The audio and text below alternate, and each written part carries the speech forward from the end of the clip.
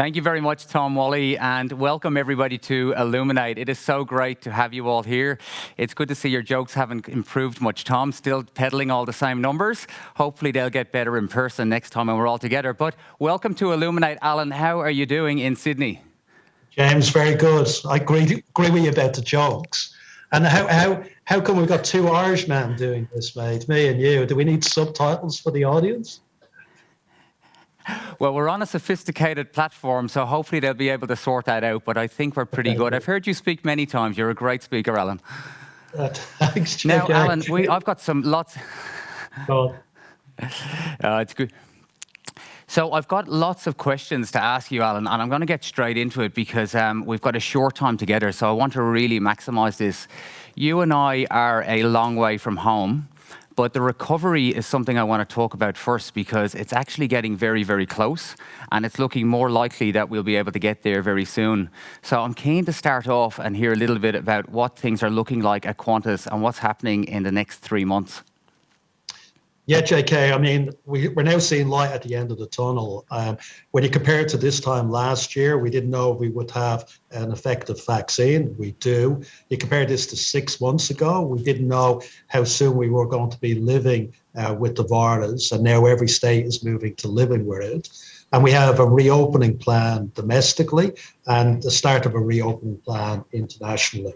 So it looks like for Christmas, we're going to get every state opened up except for Western Australia. And Western Australia will open up domestically, hopefully early in the new year. We're assuming around February.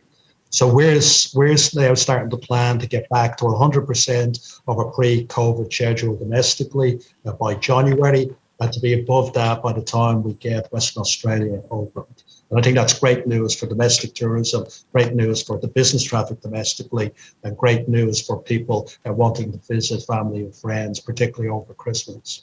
And you can see it even on a route like Melbourne-Sydney, which is a very big business route.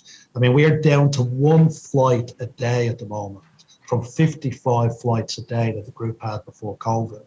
And we're going to progressively in the first week in November go back to nearly 15 flights a day. By Christmas, get back to maybe closer to 30 to 40 flights a day. And in the new year, February, when the business market starts coming back, you're getting back very close to the pre-COVID schedule there as well. So they're all good moves in the right direction. And then internationally, the big movement was here in New South Wales, where the Premier last week announced that there would be no quarantine for people coming in, test and release, which is the way the rest of the world has gone. And we thought that was needed to get business traffic back, to get demand working with tourism coming in. And we know that it's only available now to Australian citizens and residents, at least until Christmas. But the intent for the federal government and the state government is to open that as soon as possible to foreign residents as well. And we think that will be great to get the international schedule back. So from the 1st of November, we've already brought forward our London service and our LA service. And before Christmas, we start Canada, Singapore, Tokyo, and ramp up to double dailies on London and double dailies on Los Angeles. And then we're hoping in the early new year to start expanding the rest of the network pretty rapidly and get all of our international aircraft back in the air by at the latest July of next year. Except for the A380s, I should say. A little bit longer to get there. Well, that's really exciting. I mean, hopefully we're going through a one-way door here and there's no turning back at this point. Certainly it's looking a bit more like that internationally. Do you think it's a permanent state once we get open in Australia here that we'll stay that way? Or what's the likelihood of us actually shutting back down again? Well, that's probably the difference from where we were 6 months ago, because you now have certainly the largest states saying that they're going to have to live with the virus, that we are going to have to open up and get our economy going again. And there will still be protections, as you know, in place, JK. But I think that's the way the rest of the world has gone. They're a bit ahead of us, a few months ahead of us, but progressively we saw, the European market get back to over 70% of pre-COVID level. It looks like that's not turning back. The transatlantic is opening up. The American domestic market is back to bigger than pre-COVID levels. And again, they're living with it. And I think that's the way we're going. And hopefully this is a one-way direction. That's what the premiers are saying. That's what the federal government is saying. And I think that's what we know the world is going to look like going forward. So I'm optimistic about that. Wasn't there 6 months ago, but we are there today. Oh, well, look, I certainly share your optimism. Let's talk the customer experience, because there'll be many travellers that haven't been in the air for some time. What are some of the things that your customers can expect when they get on a Qantas plane again? And perhaps what are some of the things that won't be changing? Yeah, so we'll still have some of the protections that we put in place that will continue. Obviously, the use of masks is still a federal requirement on all aircraft. We will have the same service that people are used to from Qantas on board aircraft and on the ground. In fact, on the 1st of November, we're going to be opening up our first class lounge here in Sydney. We will be opening up our 35 lounges domestically, the biggest domestic lounge network across our domestic network. We will be having access and opening up the international lounges progressively. So all of that is the same. We still have Wi-Fi in the aircraft, entertainment on the aircraft, free product on the Qantas aircraft. So we know that the customers love that. They want that all-encompassing product, and that's what you will find you get. It's very clear what you get on Qantas. It's very clear what you get with Jetstar, and we will continue to deliver them going forward. But there will be those protections with social distancing. There will be protections with hand sanitizer everywhere, and you will have to wear masks unless when you're drinking and eating. But apart from that, people shouldn't see any difference in the travel experience. No, that's great. And what about pricing? We had lots of sale fares during the year to stimulate the domestic market. What can we expect with pricing going internationally and also here in the domestic market going into the new year? Well, we've already said to the market that our objective is to get all of our aircraft and all of our people back to work. We still have nearly 10,000 people stood down because of the lack of network domestically and internationally. Our number one objective is as fast as possible to put aircraft in the air and that they generate positive cash flows, not to make a profit, but to generate positive cash flows. That means we can afford to have lower airfares out there. Now, there may be a period of time where you're going to get a shortage of capacity because markets are opening up rapidly and it's taken a while to reactivate trained pilots, reactivate aircraft. But that will be only a short-term impact. The medium to longer term, I think you're going to see a lot of very attractive airfares out there. And in fact, we also are opening up to frequent flyer points. On Tuesday, we had a very big frequent flyer sale, essentially, and we had the largest day of classic reward redemptions in our history on that day. Since the 1st of October, we've had 2.5 billion points redeemed. We see there's huge interest in people planning their trips for next year. That will be there in availability for frequent flyers. It'll be there in cheap airfares domestically and internationally. We've already had Jetstar having $22 airfares domestically to get people traveling again. You'll see more of that to get people to start traveling on the network. So I'm very optimistic about our ability to stimulate demand, get people back in the air and get all of our aircraft back in the air and all of our employees back working, which is our priority at the moment. Right. Well, look, that's great news for business travellers because hopefully it will be enough to get rid of these virtual events, hey? Yeah. I think we'll all can't wait until we get in a room together, JK. I think we know that the social links, the ability to see your customers, the ability to see your suppliers, the ability to meet in person, the ability to meet with colleagues. I just came back from Boston, where we had the IATA AGM. And we had, usually there's 2,000 people at that event, there were 1,000 people at this event. We had every major airline in the world there. We signed our new 10-year agreement with Emirates. We signed an agreement with IATA for the travel pass to help us launch internationally. We met with all of our major airline partners. You can't do that virtually to that extent. It was just a complete eye-opener. It really reinforced the reason why we have air travel and why people need to get together. You get so many deals done, you get so much great interaction done, and I thought it was a great example of why I'm very optimistic about business traffic recovering. Yeah, let's talk vaccinations for a moment, Alan. Qantas were one of the first companies here in Australia to state their position on vaccinations for frontline workers and also for all of your staff, including international passengers as well. Just talk us through that decision and how things are going with that. Yes, JK. Well, when you look at it, a lot of countries and governments are mandating this anyway for travel. So if you're going to travel internationally, like with yellow fever before COVID, I think most countries here and around the world are going to make a requirement for travel. So that's one reason to do it. And secondly, I think even with the domestic borders opening up, we're finding the states are going to make a requirement. Queensland have said there will be a requirement. Victoria have said there will be a requirement. I was talking to the Premier of South Australia. He's saying there will be a requirement. But even if it wasn't a requirement, we have a duty of care to our passengers and to our employees. And we did a massive survey with all of our employees before we did this. We consulted with them. And we had 96% of our employees had every intent to get a vaccine. Only 4% said that they weren't and had no intent to get it. But when we asked people whether they would expect that as a requirement in the workplace to be protected, 75% of our employees said they did. And, on anything else, if there was a protection, there was 95% improvement. For example, if I knew I had a problem with an engine and I knew I could do one thing that would reduce the risk by over 95%, of course you'd do it. And this is no different in this case.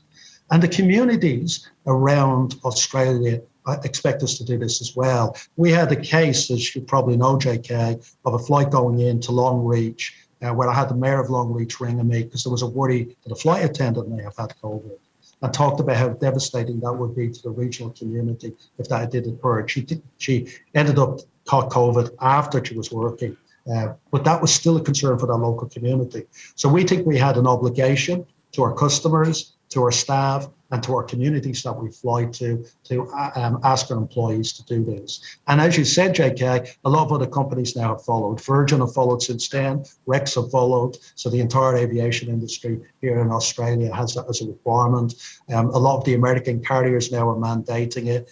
And even United, who were ahead of us, did it before us, were telling us in Boston that it turns out there's a very small number, 200 employees out of 100,000, that decided not to get the vaccine that they're leaving the organization now. So it does work, it gets you there, and the implications, I think, when we get there will be pretty small in terms of the amount of employees that won't want to continue with the organization because they're not vaccinated. Yeah. So something very topical at the moment, Alan, is sustainability, and net zero is in the news constantly every day. I'm keen to hear a little bit about your views on this, because Qantas is an aviation leader in this, and you've already got your 2050 pledge out there. Talk us through the Our Planet program, and what does it actually mean, and what would it mean to customers as well? So yeah, for us, we were, I think, the second airline group after IAG to declare that we're going to be carbon neutral by 2050. And for us, sustainability is really key across the board on all ESG issues. And very recently, we've appointed a Chief Sustainability Officer, Andrew Parker, who reports directly to me. And we believe that is a necessary requirement in order to have a clear focus on this and to achieve all the targets we've set ourselves across all the ESG issues. But on the environmental issues, the big way we'll get to 2050 are through a number of different areas. First of all, is going to be sustainable aviation fuel. And we through the pandemic, we're investing and working with BP to get a sustainable aviation fuel industry here established in Australia. And we're hopeful that we can get that up and running, get that economical, and get that to a stage where that does the bulk of the work to get us to the 2050 target. Secondary is carbon offsets. We have the largest carbon offset program of any airline in the world. 10% of our customers offset their carbon emissions. A lot of our corporate customers are working with us on that program to offset their emissions, and more are plugging into that, which is fantastic.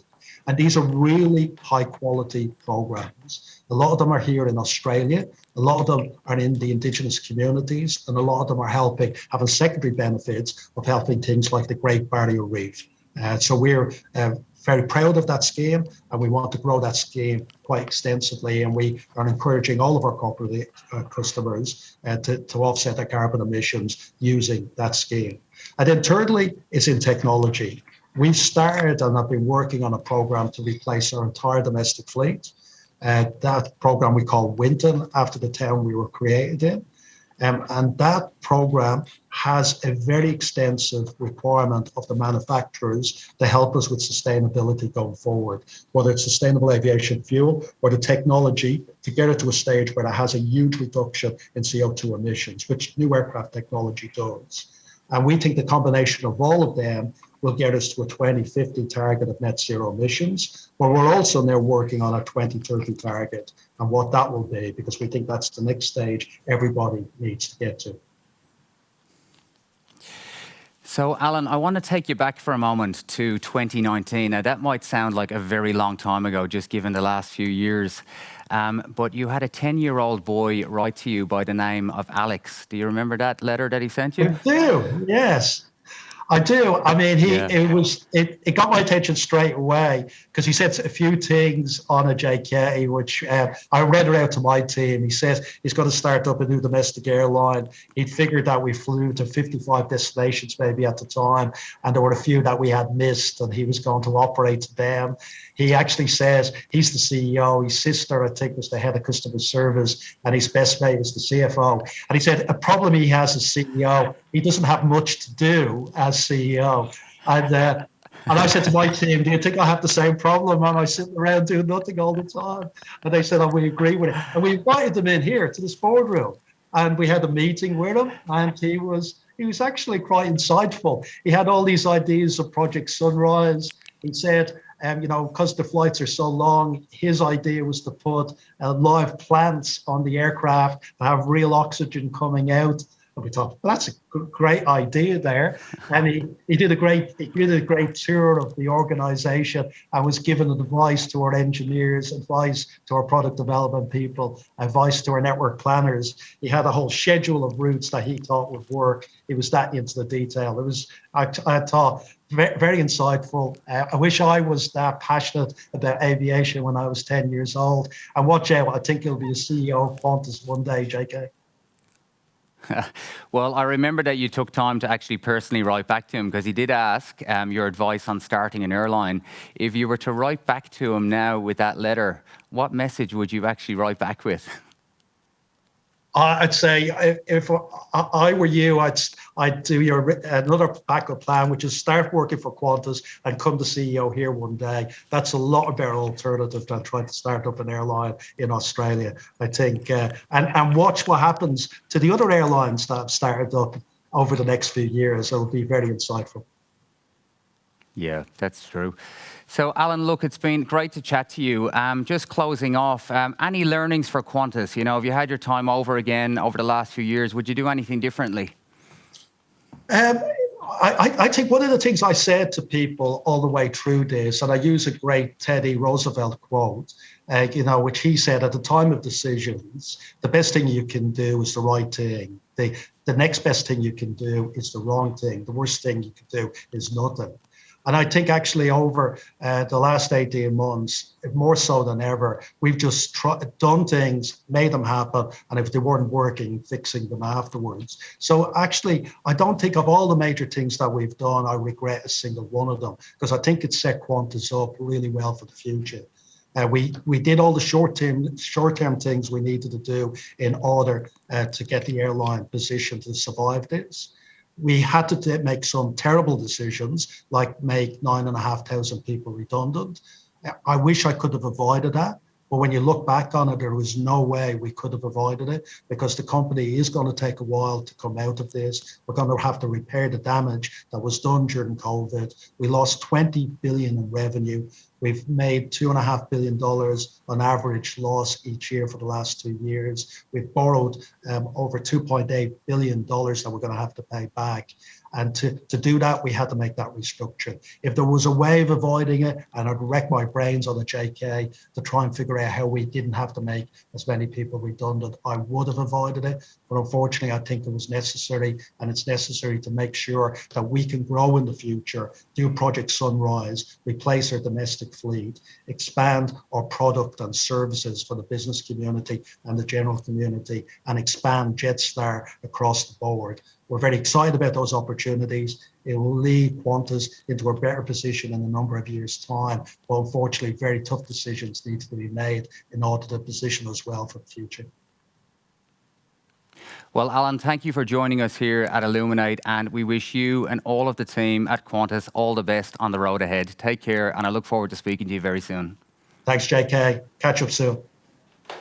Take care.